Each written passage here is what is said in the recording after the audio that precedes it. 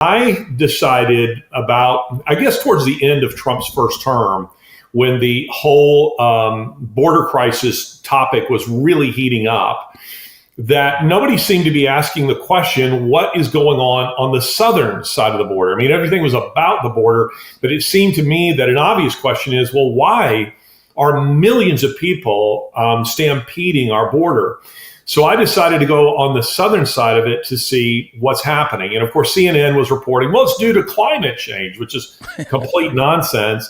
What, of course, is happening is that you are seeing a number of governments, falling in very nefarious election scenarios. Honduras, Peru, Chile, the most stable democracy in South America, Brazil, and Colombia, in addition to the fact that Venezuela was already there, all fell to Marxists. And they were, hell-holing all these economies.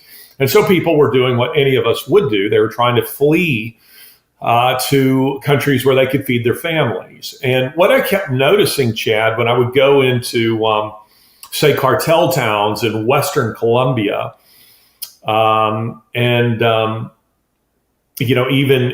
at the jumping off point to the Darien Gap, the most dangerous jungle in the world, is that signage for USA. I mean, these people are so arrogant, they put up signage for USAID all over the place. And so if we have a flow chart, American taxpayer to USAID, from USAID to a series of 25 NGOs, and from those NGOs, it goes out to basically fund this massive human trafficking train that goes from, point A, let's say Venezuela.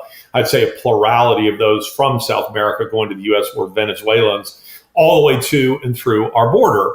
And you'd also see them wearing the swag. They might have a little bag or a T-shirt or something like that would say, with one of these NGOs logos on it.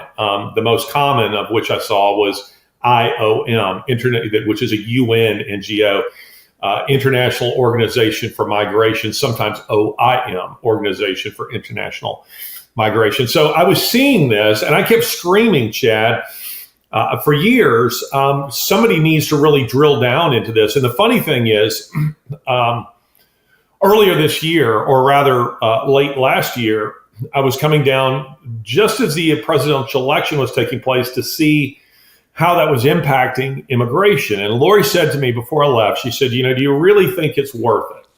I mean, she wasn't telling me I shouldn't, but she's saying, we've poured a lot of time, a lot of energy, a lot of money into researching this and ferreting out, the corruption here, but it doesn't seem like it's really getting traction. Your audience doesn't seem particularly interested in that topic. And I said, it's a fair point, but I feel really, really passionate about this.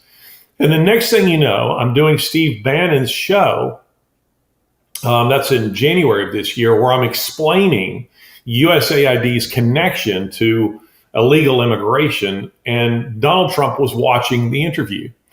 The president of the United States, of all the things that he had to do, he was watching, and he texted Bannon during that interview that was with me, and I think his name's Ben Berquam. Yep, Ben's a great friend, good guy.